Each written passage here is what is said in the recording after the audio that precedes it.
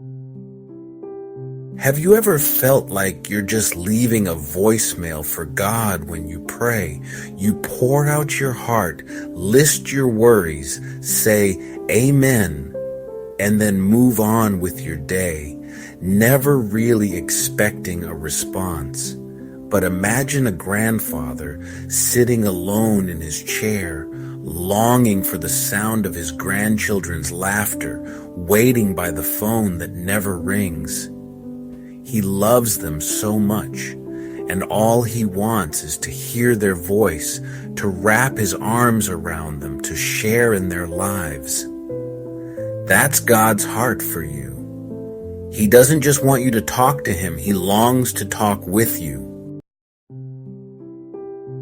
God doesn't want a one-sided conversation.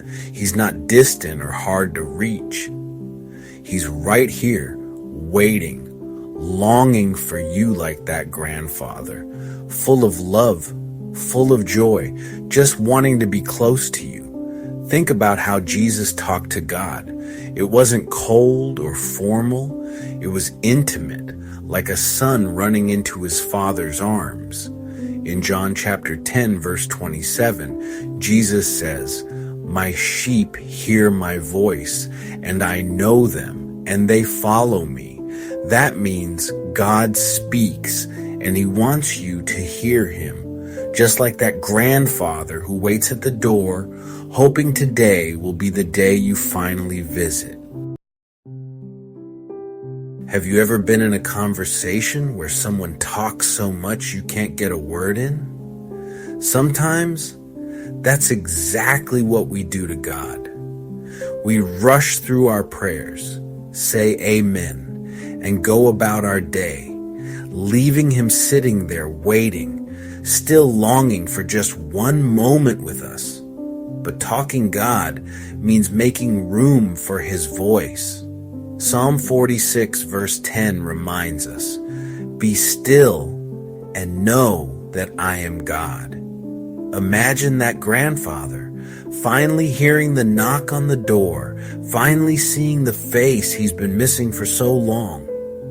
That's what happens when you stop, breathe, and let God speak.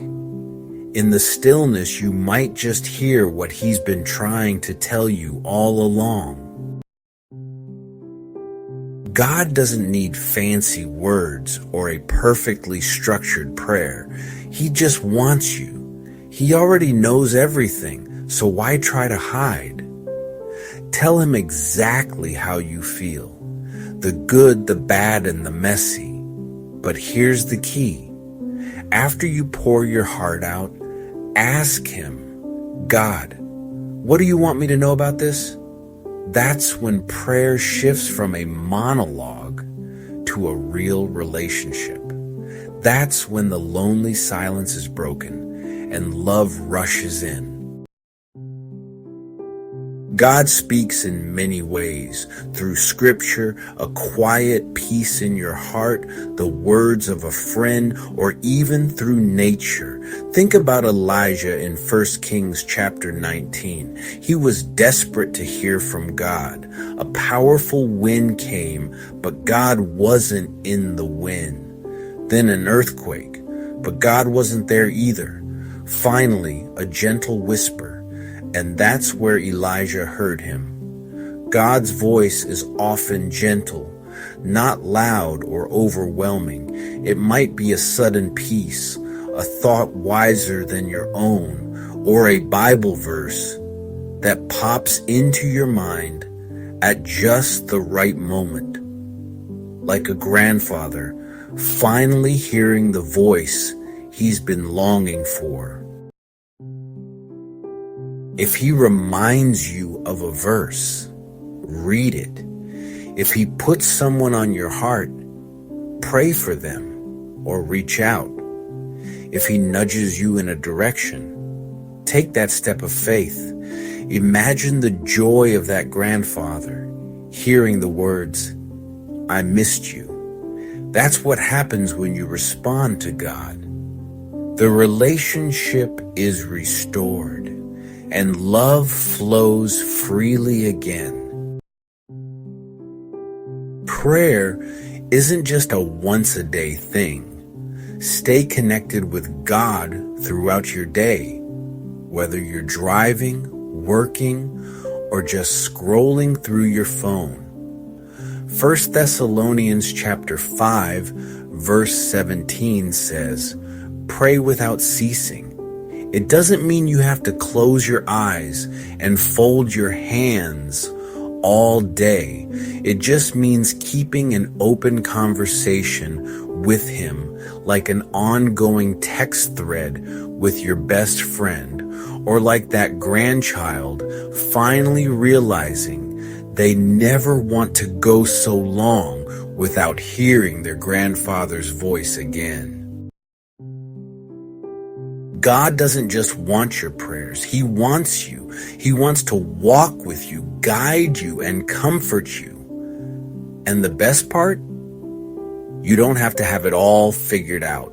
You just have to show up, be honest, and listen. So today, try something new. When you pray, pause for a moment and ask, God, what do you want to say to me? Then wait. He might not answer in a booming voice, but if you're patient, you'll hear His gentle whisper. And no matter where you've been, no matter what you've done, no matter how long it's been, come home. Just like the father in the story of the prodigal son, God is running toward you, arms wide open, ready to embrace you, to celebrate you, to restore you. Heaven itself rejoices when the lost come home. Let today be the day you return to Him. I'd love to hear from you. Have you ever had a moment where you felt God speak to you? Share your experience in the comments below, because today the Father is waiting with open arms, longing to hear your voice again.